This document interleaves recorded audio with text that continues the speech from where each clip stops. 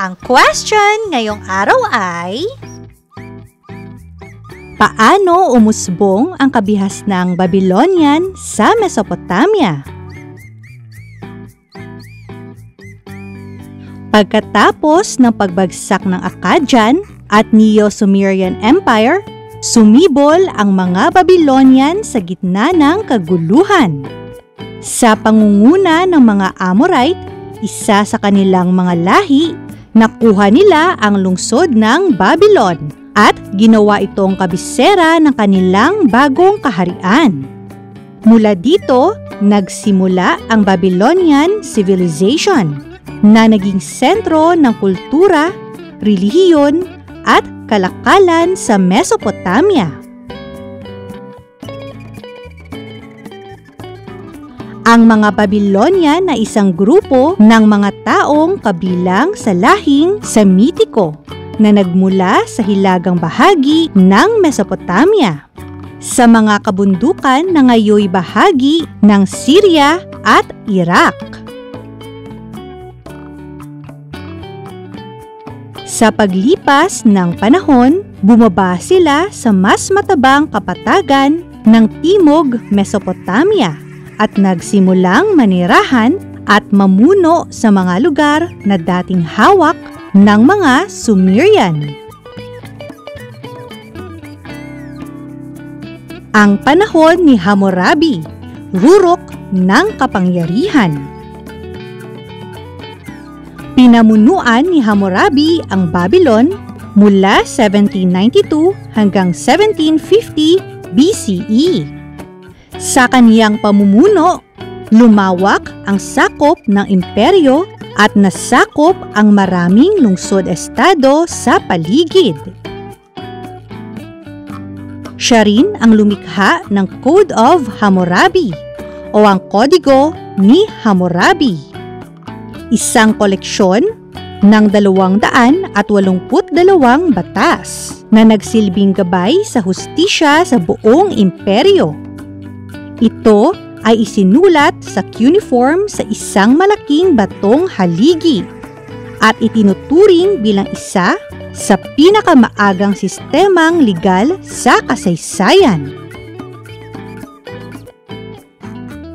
Relihiyon, si Marduk at ang mga Diyos. Ang mga Babylonian ay may polytheistic na relihiyon. Ibig sabihin, sumasamba sila sa maraming Diyos.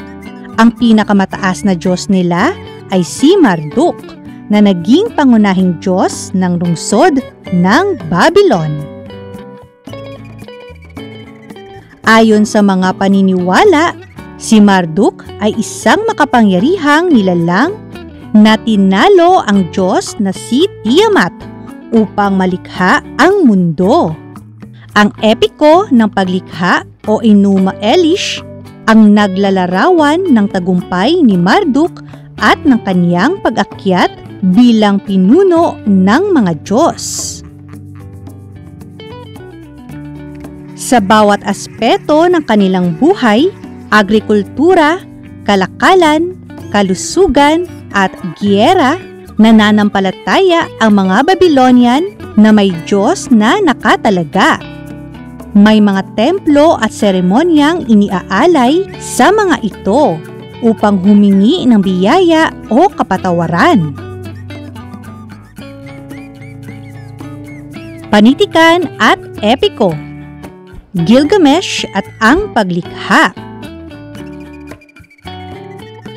Bukod sa batas at relihiyon, mahalaga rin ang panitikan sa kulturang Babylonian. Isa sa pinakataniyag na akda ay ang epiko ni Gilgamesh, isang kwento tungkol sa isang hari na naghahanap ng walang hanggang buhay. Ang bahagi ng epiko ay nagtatalakay ng isang malaking baha na kahawig ng kwento ng Noah's Ark sa Biblia. Sa kwento, inutusan ang isang mortal na si Utnapishtim na gumawa ng barko upang iligtas ang buhay mula sa paparating na baha. Isang tema na nagpapakita ng pagkakapareho ng mga sinaunang panitikan sa iba't ibang bahagi ng mundo. Ang Enuma Elish, ang epiko ng paglikha, ay nagsasalaysay kung paano nilikha ang mundo mula sa kaguluhan at kung paano nagtagumpay si Marduk sa pagtatag ng kaayusan sa Sansinukob. Ipinapakita nito ang malalim na paniniwala ng mga Babylonian sa kapangyarihan ng kanilang mga Diyos at sa kahalagahan ng pagkakaisa at kapayapaan. Araw-araw na pamumuhay ng mga Babylonian. Ang lungsod ng Babylon ay isang maunlad at maayos na lungsod. May mga palengke, irigasyon, paaralan, templo at pampublikong gusali.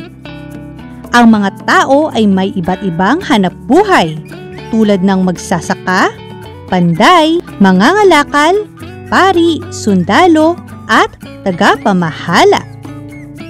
Gumagamit sila ng sistema ng pagsusulat na cuneiform, sistema ng sukat at timbang para sa kalakalan. Ang edukasyon ay mahalaga rin lalo na sa mga anak ng maharlika. Itinuturo ang matematika, astrolohiya, batas, at relihiyon. Mahusay ang mga Babylonian sa pag-aaral ng bituin at panahon, at ito ang naging batayan ng kalendaryong astronomical. Ang pamana ng mga Babylonian. Hindi matatawaran ang ambag ng Babylonian sa kasaysayan. Mula sa kanilang mga batas, sistema ng pamahalaan, relihiyon, sining, hanggang sa kanilang mga epikong panitikan, naging inspirasyon sila ng mga sumunod na kabihasnan, gaya ng mga Assyrian, Persian, at maging sa mga kanluraning bansa.